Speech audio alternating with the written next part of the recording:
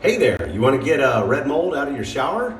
Well, what you need is isopropyl alcohol, store-bought, Costco, a spray bottle, and a scrub brush. Because isopropyl alcohol cleans and disinfects. So we spray some on the red mold here. Okay, scrub it in.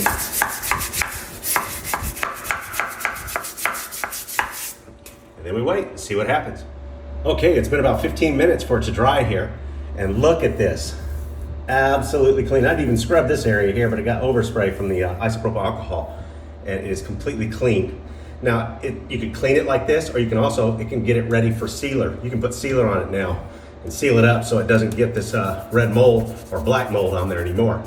Takes it right off. So all you need to do is it cleans and sanitize, and you have to use the brush. So spray it, scrub it with the brush, and boom, you are done. It air dries and it looks great, and it's ready to be used or put sealer on. It's great, especially if you moved into a place and it's nasty like this. Dang, just clean it up, put some sealer on it, you'll be good for a couple of months till you gotta reseal again.